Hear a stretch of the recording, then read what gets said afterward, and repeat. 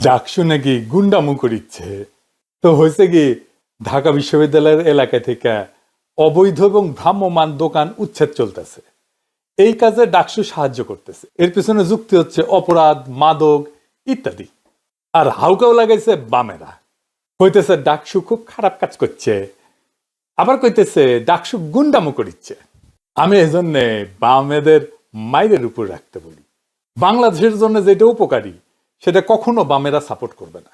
তাই আমি সবাইকে বলি, বামেরা যেটা করবে সেটার উল্টা কাজ করবেন। বামেরা থাকার ফলে সুবিধা আছে, ওরা যা বলবে তার উল্টা কাজ, উল্টা পজিশন নিলে কাজটা কমে গেল, চিন্তার কাম কমলো, আপনি সঠিক কাজ করলেন। কয়দিন আগে সাম্য ছেলেটা মারা গেল না নেশাখোর আর ভবঘুরাদের হাতে। আর এখন ভবঘুরাদের উচ্ছেদ করতে গেলে তুল কালাম করতেছে কেউ কেউ। এই সমস্যা আজকের না, 2021 সালে ঢাকা বিশ্ববিদ্যালয়ের পক্ষ থেকে আহ্বান জানানো হয়েছিল অহেতুক বাইরের লোক যেন ঘোরাঘুরি না করে। এখানে দিনে দুপুরে চিন্তায় হয় দেখেন। এমনকি গত মে মাসে যখন সাম্য মারা গেল তখন ছাত্রদল বলছিল ঢাকা বিশ্ববিদ্যালয়ের ছিনতাইকারী আর মাদকাসক্তদের অভয়ারণ্য গড়ে উঠছে। দেখেন, হাসিনা আমলে তো ছাত্রলীগ নিজেই চিন্তাই করত। এটা দেখেন, এটা 2017 সালের খবর।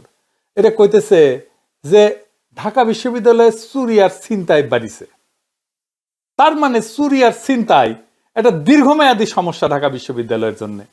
শুধু ঢাকা বিশ্ববিদ্যালয় না, যে কোনো শিক্ষা প্রতিষ্ঠানের জন্য এই চুরি, ছিনতাই, অপরাধ, মাদক এগুলো সমস্যা। এইটা যারা বিশ্ববিদ্যালয়ের হলে থাকে নাই কখনো, তারা এটা বুঝতে পারবে না। যারা হাউকাউ করে ইচ্ছে এটা নিয়ে, দেখবেন তারা বিশ্ববিদ্যালয় হলে কখনো থাকেনি বা এখনো থাকে না। ছাত্র জীবনে যারা হলে থাকছে তাদের যে কি ভয়াবহ সমস্যার মুখোমুখি হইতে হয়, যারা থাকেনি তারা কোনো দিন বুঝবে না। আমি আমার নিজের জীবনের কথাই বলি, শুনে, তাও সেটা 1985 সাল থেকে 1990-91 পর্যন্ত কি ঘটছিল আমার অভিজ্ঞতায়। প্রথম ঘটনা চুরি। আপনি কাপড় ধুয়ে শুকাইতে দেবেন, চুরি হবে, লুঙ্গি চুরি হবে, জামা কাপড় চুরি হবে, আন্ডারওয়্যার পর্যন্ত চুরি হয়। কি করে আন্ডারওয়্যার দেখে জানে। যাই হোক, গামছা চুরি হয়। একদিন দেখে আমার বিছানার চাদর চুরি হয়েছে, জানলা দিয়ে টান দিয়ে নিয়ে গেছে। জানলা লাগাই গেছিলাম, কিন্তু হোস্টেলের জানলা তো ধাক্কা দিলেই খুলে যায়, লাগে না ঠিক মতো, বাঁকাতেরা। তারপরে আছে মেয়েদের ডিস্টার্ব করা। একা একা কোনো মেয়ে হাঁটতে পারে না, দল বাইন্দা যাইতে হয়, ওত পাইতে থাকে, একা পাইলে ডিস্টার্ব করে। তারপরে আছে ছিনতাই। নেশা করার জন্য ক্যাম্পাস হচ্ছে সবচেয়ে নিরাপদ জায়গা, পুলিশ ঢুকে না, কি মজা। কোনো মা বাপ নাই কোনো শিক্ষা প্রতিষ্ঠানের, কোন বাংলাদেশের কোনো ক্যাম্পাস গুলোর কোনো মা বাপ নাই, কোনো নিরাপত্তা নাই। একবার আমাদের হোস্টেলে রাতে বোমা ফাটা শুরু হইলো, তখন শিবিরের সাথে আমাদের গ্যাঞ্জাম চলিচ্ছে। তো শিবির দোষ দেয় আমাদের, মানে ছাত্র সংগ্রাম পরিষদের, আর ছাত্র সংগ্রাম পরিষদ দোষ দেয় শিবিরের। কারা ফুটে তো আমি আজ তক জানি না। পরে জানা গেল যে এটা বোমা না, শক্তিশালী পটকা। মশার কয়েল জ্বালায় তার সাথে পটকা লাগায় রাখতো, সুতে দিয়ে বাইন দেয়, টাইম বোমের মতো। কয়েল জ্বলতে জ্বলতে জ্বলতে জ্বলতে পটকা সলতেতে লাগতো, তারপরে পটকা ফাটতো, বিল্ডিং এর মধ্যে ফাটতো, বিকট শব্দ হইতো। যে কাম করতো সে নিরাপদে দূরে সরে যাওয়ার টাইম পাইতো। আর ফাটার পরে ওইখানে যে মশার কয়েলটা ছিল এটা আর বোঝা যেত না। একটা পটকা ফাটেনি, তারপরে আমরা বুঝতে পারলাম যে কি ঘটনা। এমনকি হোস্টেলের পিছনে এই গোপে গাপে এই সমস্ত জায়গায় মেয়ে নিয়ে আসতো আশেপাশে পাড়ার ছেলে পেলেরা। হোস্টেলে এসে থাকতো। আর থাকতো কারা? যারা রাইতে বাসায় থাকতে পারে না, মামলা আছে, পুলিশ খোঁজে। তার মানে হোস্টেল হইয়া ওঠে গুন্ডা, মাস্তান, অপরাধীদের অভয়ারণ্য। আমি তখন ছাত্র সংসদের জিএস, তখন মেডিকেল কলেজের রাস্তায় রাতে ছিনতাই এমন বাড়লো যে কল্পনাতীত। প্রত্যেক রাতে 2-3 জনের ছিনতাই হইতো। তো আমরা ঠিক করলাম যে ছাত্র সংসদের সবাই মিলে পালা করে রাতে পাহারা দিব রাস্তায়। দেয়া শুরু করলাম, থামলো ছিনতাই। সারা রাত পাহারা দিতাম, আর সকালে বিন্দুর মোড়ে গিয়ে নাস্তা করতে হবে। তো এখন আমার ক্ষুদ্র ভাতার ভগ্নীরা কবে, তো দাদা ক্লাস করতেন কখন? সারা রাত তো পাহারা দিতেন। আরে পাগলা, ক্লাস করতাম নাকি? রাতে পাহারা দিয়ে দিনে ঘুমাইতাম। এভাবে তো ঘরের খেয়া বনের মোষ তার সারা জীবন। কয়েকজনের চিন্তায় ঠেকাইতে গিয়ে নিজের জীবনের অনেক মূল্যবান টাইম এভাবেই দিছি। মেডিকেল কলেজের টয়লেট গুলো ছিল এজমালি, যাওয়া যাইতো না টয়লেটে, সব নষ্ট করে রাখতো। যে খুশি আইসে টয়লেট করতো, আর পরিষ্কার করতো না কেউ। যে খুশি আইসে দোকান দিয়ে বসতো যেখানে সেখানে। হোস্টেলের সামনে দিকে একটা বিশাল রেস্টুরেন্ট দিয়ে বসেছে, টিনের ঘর বানায়। মানে এই শিক্ষা প্রতিষ্ঠানগুলোতে কার গোয়া কে মারে, ধুলায় অন্ধকার। আপনি একটা শিক্ষা প্রতিষ্ঠানে লেখাপড়া করার একটা পরিবেশ নাই, বুদ্ধিবৃত্তিক চর্চার দূরের কথা বাদ দেন। এটা এমন একটা জায়গা যেখানে কারো কোনো মা বাপ নাই।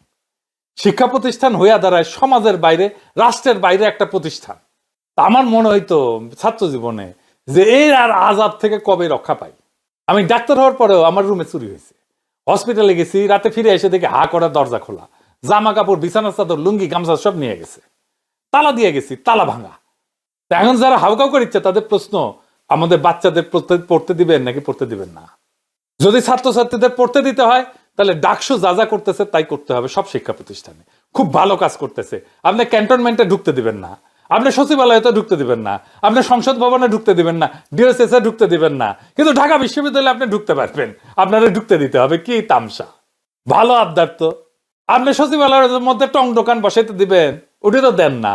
ডিএসএস এর মধ্যে বসাইতে দেবেন, উঠে তো দেন না। ক্যান্টনমেন্টের মধ্যে বসাইতে দেবেন, উঠে তো দেন না।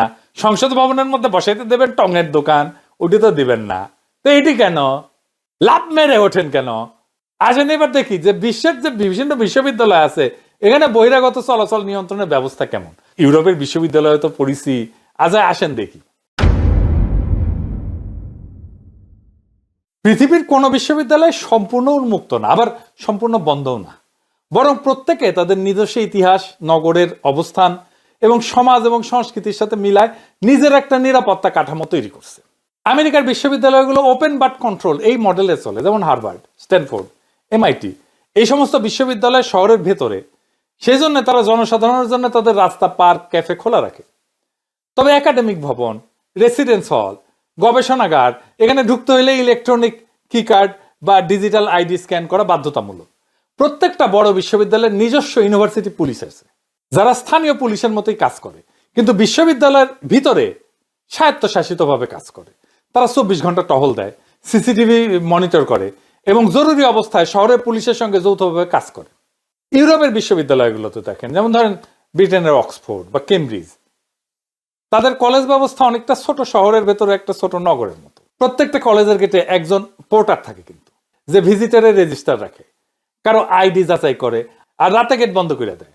এইটা একদিকে ঐতিহ্য, অন্যদিকে একটা নীরব নিরাপত্তা কাঠামো। বিশ্ববিদ্যালয়ের রাস্তা, ক্যাফে এগুলো খোলা থাকলেও একাডেমিক বা আবাসিক কোয়ার্টারগুলোতে প্রবেশ কিন্তু কঠোরভাবে নিয়ন্ত্রিত।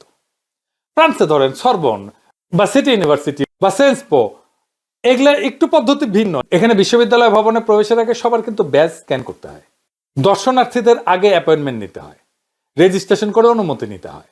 মানে ছাত্র হইলেও আপনি অন্য বিল্ডিং এ যাবেন, অন্য ক্যাম্পাসে যাবেন, ওইখানে আপনাকে আগে অ্যাপয়েন্টমেন্ট নিতে হবে। আপনি সরবনের ছাত্র, আমি সরবনে ভর্তি হওয়ার পরে লাইব্রেরি কাট করতে বললো, তো সেন্ট্রাল লাইব্রেরি মূল ক্যাম্পাসে, ওইটা যে সামিশেল নটর ডেম দেখেন না, ওর কাছে তো গেলাম কাট করতে, ঢুকতে দেয় না। আমি ছাত্র, তাও ঢুকতে দেয় না, বলে লাইব্রেরি কার্ড আলাদা। আমি কই কার্ড করতেই তো আসছি, কয় আগে অ্যাপয়েন্টমেন্ট নাও তারপরে আসো। প্যারিসে বিশ্ববিদ্যালয় ভবনগুলো শহরের সাথে মিশে থাকলেও তাদের প্রত্যেকটা দরজায় নিরাপত্তা কর্মী থাকে, ডিজিটাল প্রবেশ রেকর্ড রাখা হয়। চীনের মডেল তো আরো কঠোর। জিনিয়া ইউনিভার্সিটি বা পিকিং ইউনিভার্সিটির ক্যাম্পাসে পুরোপুরি গেট লক, ডিজিটালাইজড। প্রত্যেকটা গেটে নিরাপত্তা রক্ষী, ফেস রিকগনিশন হয়, আইডি স্ক্যান সিস্টেম থাকে, বাইরে কেউ ঢুকতেই পারে না যদি না আগে থেকে অনলাইনে ভিজিটার রিকোয়েস্ট অনুমোদন না নেয়। বিদেশি অতিথিদের জন্য আলাদা গেট থাকে, রেজিস্ট্রেশন ডেস্ক থাকে। কয়েকদিন আগে আমি ইউনিয়ন ইউনিভার্সিটিতে গেছিলাম, ওইখানে একটা মিটিং ছিল, গেট বন্ধ কিন্তু পুরাপুরি, আমাদের নামে আলাদা আলাদা ব্যাচ, সেইটা নিয়ে তারপরে ঢুকতে হইল। এই আমাদের অঞ্চলে বিশ্ববিদ্যালয়গুলো ঐতিহাসিকভাবে উন্মুক্ত এবং শহরের অংশ হিসেবে গড়ে উঠছে। কিন্তু দেখেন জওহরলাল নেহরু ইউনিভার্সিটি বা দিল্লি ইউনিভার্সিটিতে এখন কিন্তু ভিজিটার লগ আছে এবং গেটে তারা প্রবেশাধিকার নিয়ন্ত্রণ করে এবং রাতে কিন্তু একটা কারফিউ নীতি আছে, মানে রাতে কেউ চলাচল করতে পারবে না। এই যে দক্ষিণ এশিয়ায় এই যে ওপেন ক্যাম্পাস সংস্কৃতি এত গভীরে, যে এইটাকে সম্পূর্ণভাবে নিয়ন্ত্রণ করা এখনো সামাজিকভাবে গ্রহণযোগ্য হয়নি, সেই জন্য হাউকাউ শুরু হয়ে যায়। কিন্তু এই সমস্ত বিশ্ববিদ্যালয়ের অভিজ্ঞতা থেকে দেখা যায় যে সফল মডেলগুলো কখনোই শুধু নিরাপত্তা না, স্বাধীনতা, উন্মুক্ততা, সৃজনশীলতা রক্ষার সমন্বয় ঘটাইছে। একদিকে ক্যাম্পাসে অপরাধ বা অনধিকার প্রবেশ বন্ধ করা হয়, অন্যদিকে চিন্তার স্বাধীনতা, জনসম্পৃক্ততা এবং সংস্কৃতির প্রবাহ এটা কক্ষুণ্ণ রাখা হয়। ঢাকা বিশ্ববিদ্যালয়ে ডাকসু যা করছে এটা সাময়িক। আমাদের এই বিশ্ববিদ্যালয়ের জন্য একটা স্থায়ী নিরাপত্তা কাঠামো লাগবে। এটা শুধু ঢাকা বিশ্ববিদ্যালয়ের জন্য না, বাংলাদেশের সব শিক্ষা প্রতিষ্ঠানে লাগবে। কি হইতে পারে সেটা? ধরেন ঢাকা বিশ্ববিদ্যালয়কে আমরা একটা মডেল ধরে আমরা চিন্তা করি, এইটার নাম দিতে পারি আমরা Dhaka university access control framework, একটা উন্মুক্ত এবং নিরাপদ জ্ঞান নগরী। ঢাকা বিশ্ববিদ্যালয় কিন্তু শুধুমাত্র একটা শিক্ষা প্রতিষ্ঠান না, এটা বাংলাদেশের রাজনৈতিক এবং সাংস্কৃতিক আত্মার কেন্দ্র। কিন্তু এই উন্মুক্ত অবস্থার কারণে সাম্প্রতিক বছরগুলোতে এটার নিরাপত্তা ঝুঁকি বাড়ছে। বহিরাগতের দখল, অপরাধ, রাজনৈতিক সহিংসতা এবং অবৈধ আবাসনের মতো সমস্যা দিন দিন বাড়তেছে। ফলে একটা আধুনিক প্রযুক্তি নির্ভর এবং মানবিক প্রবেশ নিয়ন্ত্রণ নীতিমালা এখন সময়ের দাবি। এটার মূল দর্শন কি হবে? এটা হবে ওপেন কোর কিন্তু কন্ট্রোল পেরিমিটার। ঢাকা বিশ্ববিদ্যালয়ের রাস্তা, পার্ক, বইয়ের দোকান যদি থাকে, লাইব্রেরি এবং সাংস্কৃতিক কেন্দ্রগুলো সাধারণ নাগরিকের জন্য উন্মুক্ত থাকবে, যাতে এটা শহরের প্রাণবায়ু হিসেবে টিকে থাকে। কিন্তু একাডেমিক ভবন, প্রশাসনিক দপ্তর, গবেষণাগার, ছাত্রাবাস, সার্ভার ইউনিটগুলো হবে কন্ট্রোলড অ্যাক্সেস জোন। অর্থাৎ বিশ্ববিদ্যালয়ের অভ্যন্তরে জনজীবন চলবে, কিন্তু একাডেমিক এবং আবাসিক অংশে প্রবেশ হবে প্রযুক্তিগত এবং প্রশাসনিক নিয়ন্ত্রণের অধীনে, এবং সেই নিয়ন্ত্রণ হবে ডিজিটাল অবকাঠামো দিয়ে। কিভাবে? প্রত্যেক শিক্ষক, শিক্ষার্থী, কর্মচারীকে একটা করে RFID চিপ যুক্ত স্মার্ট আইডি কার্ড দেওয়া হবে। এই কার্ড ব্যবহার করে গেটে টাচ ইন বা টাচ আউট করতে পারবে, টাচ করলেই ঢুকতে পারবে, যাতে প্রত্যেকটা চলাচল লক করা যায়। বহিরাগত অতিথিদের জন্য থাকবে ভিজিটর ম্যানেজমেন্ট অ্যাপ, যেখানে তারা আগে ভাগে সময়, উদ্দেশ্য, যোগাযোগকারীর নাম এই সমস্ত দিয়ে অনুমতি নেবে। অনুমোদনের পর তারা একটা QR কোড পাস পাবে, এটা গেটে স্ক্যান করলে ঢুকতে পারবে। গুরুত্বপূর্ণ গেটে থাকবে AI কন্ট্রোল CCTV, যা ফেস রিকগনিশন করতে পারবে এবং সন্দেহজনক গতিবিধি শনাক্ত করলে সতর্কবার্তা পাঠাবে। যেখানে এক্সামিনেশন হবে, সার্ভার রুম যেখানে, প্রশাসনিক ভবন যেখানে, সেখানে দ্বৈত নিরাপত্তা থাকবে। কার্ডের সঙ্গে বায়োমেট্রিক ফিঙ্গার স্ক্যান থাকবে। আর কি থাকবে? নতুন প্রজন্মের বিশ্ববিদ্যালয়ের পুলিশ। সেটা কি? ঢাকা বিশ্ববিদ্যালয়ের জন্য তৈরি করা যায় একটা স্বতন্ত্র পেশাদার নিরাপত্তা বাহিনী। নাম হবে Dhaka university campus safety force বা DCSF। এইটা হবে একটা স্বশাসিত বিশ্ববিদ্যালয়ের নিয়ন্ত্রণে, কিন্তু ঢাকা মেট্রোপলিটন পুলিশের সাথে সমন্বিতভাবে কাজ করবে। ঢাকা বিশ্ববিদ্যালয় ক্যাম্পাসের মোট আয়তন বোধহয় 600 একর, তাই না? তো যদি এটা হয়, মানে এটা একটা হিসাব আর কি, মানে মূল বিশ্ববিদ্যালয় এবং সংযুক্ত ইউনিট মিলায়। তো আন্তর্জাতিক মান অনুযায়ী বিশ্ববিদ্যালয়ের নিরাপত্তা বাহিনীর প্রস্তাবিত অনুপাত হচ্ছে 5 একরে একজন অফিসার। সেই অনুযায়ী ঢাকা বিশ্ববিদ্যালয়ে প্রাথমিকভাবে প্রয়োজন হবে 120 জন পেশাদার ক্যাম্পাস পুলিশ এবং অতিরিক্ত 80 জন সহকারী নিরাপত্তা কর্মী এবং মনিটরিং স্টাফ। মোট 200 সদস্যের একটা বাহিনী হইলে নিরাপত্তাটা চমৎকারভাবে নিয়ন্ত্রণ করা যাবে। এই বাহিনীর দায়িত্ব হবে 24 ঘন্টার টহল, জরুরি সাড়া দেওয়া, গেটে মনিটরিং, ভিজিটার যাচাই, অপরাধ বা সহিংসতার ক্ষেত্রে তাৎক্ষণিক হস্তক্ষেপ, ডিজিটাল মনিটরিং ইউনিট পরিচালনা এবং ক্যাম্পাসের নারী নিরাপত্তা এবং ট্রাফিক পরিবেশ সংরক্ষণে সহায়তা করা। তাদের হাতে অস্ত্র থাকবে না, কিন্তু প্রশিক্ষিত ইউরোপীয় বিশ্ববিদ্যালয় পুলিশের মতো নন লিথাল ফোর্স ব্যবহার করবে। ব্যাটন থাকবে, বডি ক্যামেরা থাকবে, রেডিও থাকবে, ড্রোন থাকবে, তারপরে শক দেওয়ার ব্যাটন থাকবে, সম্ভবত স্টান গান বলে, সেগুলো থাকবে, সার্ভেইলেন্স থাকবে। এখন অনেকে কইবে এটা তো মেলা খরচ কত হইতে পারে? আসেন এটা একটু বুঝে দেখি। এই প্রকল্পের ব্যয় তুলনামূলকভাবে কম হবে, কারণ এইটা ধাপে ধাপে বাস্তবায়ন করতে হবে। প্রাথমিক অনুমানে ধরেন ডিজিটাল আইডি, RFID সিস্টেম, এটাতে 2 কোটি টাকার মতো লাগবে ঢাকা বিশ্ববিদ্যালয়ে।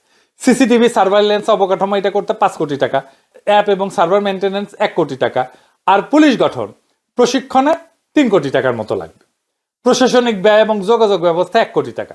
মোট প্রাথমিক ব্যয় হবে 12 কোটি টাকার মতো, যেটা 3 বছরে ধাপে ধাপে করতে পারবেন।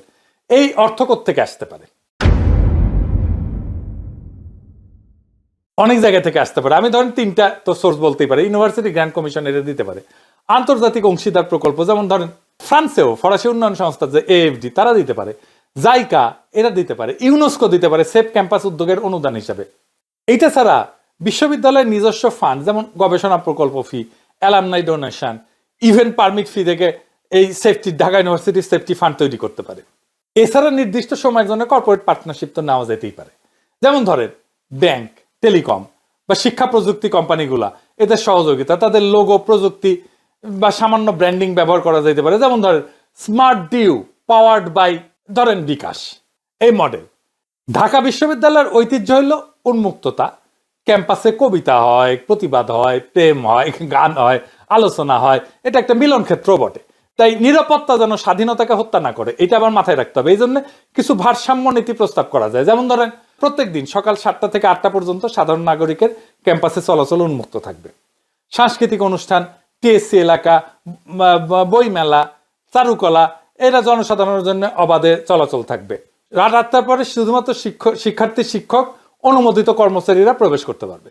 পর্যটক বা অতিথিদের জন্য থাকবে গাইডেড ক্যাম্পাস ট্যুর প্রোগ্রাম। এটা পয়সাও নিতে পারে ঢাকা বিশ্ববিদ্যালয়, যাতে বিশ্ববিদ্যালয় উন্মুক্ত থেকেও নিরাপদ থাকে। আর কি, আর একটা জরুরি ব্যবস্থাপনা এবং প্রযুক্তি সংযোজন করতে হবে। সেটা কি? ইউনিভার্সিটির প্রত্যেকটা ব্লগে থাকবে একটা, ধরেন, ব্লু লাইট ইমার্জেন্সি পোল বা রেড লাইট ইমার্জেন্সি পোল। এইখানে কেউ বোতাম চাপলে ক্যাম্পাস পুলিশ বা টহলতল তাৎক্ষণিকভাবে পৌঁছে যাবে। একটা ঢাকা ইউনিভার্সিটি সেফটি অ্যাপ করা যায়, যেখান থেকে শিক্ষার্থীরা বা কর্মচারীরা বা শিক্ষকেরা তাৎক্ষণিকভাবে হেল্প চাইতে পারে এবং নিরাপত্তা দল তাদের অবস্থান জিপিএস এর মাধ্যমে পেয়ে যাবে। এখন ধরেন এইটা কতদিন ধরে এটা বাস্তবায়ন করা যেতে পারে? প্রথম বছরে ধরেন gate mapping, ID card, visitor app চালু করা যেতে পারে। দ্বিতীয় বছরে ক্যামেরা এবং মনিটরিং সেন্টার স্থাপন করা যেতে পারে এবং তৃতীয় বছর ক্যাম্পাস পুলিশ পূর্ণমাত্রায় চালু করা যেতে পারে। 4 বছরের মধ্যে safe Dhaka university smart campus সম্পূর্ণভাবে বাস্তবায়ন করা সম্ভব। ঢাকা বিশ্ববিদ্যালয়ের মতো প্রতিষ্ঠানের নিরাপত্তা শুধু গেট পাহারা না, এটা জাতির বুদ্ধিবৃত্তিক অঙ্গনের সুরক্ষাও বটে। এখানে এমন একটা ব্যবস্থা দরকার যা একই সঙ্গে স্মার্ট, স্বচ্ছ, মানবিক এবং জনবান্ধব। এই প্রস্তাবের মূল কথা হলো ঢাকা বিশ্ববিদ্যালয় হবে এমন একটা নগর যেখানে জ্ঞান থাকবে উন্মুক্ত, কিন্তু অনধিকার প্রবেশ হবে অসম্ভব। এইভাবে Dhaka university access control framework কেবল নিরাপত্তা, নাগরিক শৃঙ্খলা এবং জ্ঞান চর্চার মর্যাদাকে এক নতুন স্তরে উন্নীত করবে। মানুষ তার সন্তানকে রক্ষা করে সর্বোচ্চ শক্তি দিয়ে। বিশ্ববিদ্যালয়গুলো আমাদের জাতির ভবিষ্যৎ, আমাদের আগামী রাষ্ট্রের ভ্রূণ। আমাদের শিক্ষা প্রতিষ্ঠান ঠিক যেমন হবে, আগামী রাষ্ট্র তেমন হবে। আমাদের সন্তানদের জন্য সর্বোচ্চ নিরাপত্তা নিশ্চিত করা আমাদের জাতীয় দায়িত্ব। যারাই নিরাপদ ক্যাম্পাস তৈরির বিরুদ্ধে দাঁড়াবে তারাই দেশের শত্রু। ঢাকা বিশ্ববিদ্যালয় শুধু একটা প্রতিষ্ঠান তো না, এটা একটা স্বপ্নের নাম, একটা প্রতীকের নাম। এই প্রাচীন প্রাঙ্গণে যে প্রত্যেকটা ইট বসানো আছে তার ভেতরে আছে সংগ্রামের ইতিহাস, চিন্তার দীপ্তি আর এক প্রজন্মের পর আর এক প্রজন্মের আত্মত্যাগের ছাপ। কিন্তু যখন সেই প্রাঙ্গণ অপরাধ, বিশৃঙ্খলা আর অনিয়ন্ত্রিত দখলে পরিণত হয়, তখন শুধু নিরাপত্তাই হারায় না, হারায় যায় জ্ঞান চর্চার মর্যাদা, স্বাধীন চিন্তার সাহস। এখন সময় আসছে সেই মর্যাদা ফিরায় আনার। কিন্তু দেয়াল তুলে না, প্রযুক্তি, নীতি এবং মানবিক শৃঙ্খলার মাধ্যমে আমরা সেই মর্যাদা আবার ফিরে আনতে পারি। একটা open core control perimeter campus মানে মুক্তির বিপরীতে নিয়ন্ত্রণ না, বরং এমন এক ভারসাম্য যেখানে স্বাধীনতা সুরক্ষিত আর সুরক্ষা স্বাধীনতার সহায়ক। যেদিন একজন ছাত্রছাত্রী নির্ভয়ে রাতের লাইব্রেরি থেকে বের হয়ে হাঁটতে পারবে, যেদিন শিক্ষক ক্লাসে নতুন ধারণা নিয়ে আলোচনা করতে পারবেন কোনো ভয় ছাড়া, যেদিন বহিরাগত নাগরিক বিশ্ববিদ্যালয়ে প্রবেশ করবে সম্মানের সাথে, অনুমতি নিয়েই, সেই দিনই ঢাকা বিশ্ববিদ্যালয় সত্যিকার অর্থে নিরাপদ জ্ঞান নগরী হয়ে উঠবে। এটাই সেই সময় যখন আমরা ক্যাম্পাসের গেট বন্ধ করব না, বরং দায়িত্বের দরজা খুলব। ডাকসু ক্যাম্পাসের গেট বন্ধ করতেছে না, তারা দায়িত্বের দরজা খুলতেছে। ওই সর্বমিত্র চাকমাই আগামীর ক্যাম্পাস গড়ে তুলবে। আমাদের সবার ওর পাশে দাঁড়ানো দরকার। ঢাকা বিশ্ববিদ্যালয়কে রক্ষা করা মানে শুধু ভবন পাহারা দেওয়া না, এটা আমাদের জাতীয় আত্মাকে রক্ষা করা। সর্বমিত্র চাকমারা সেই কাজটাই করতেছে। এই আত্মার নিরাপত্তার নামই safe Dhaka university smart nation. ইনকিলাব জিন্দাবাদ।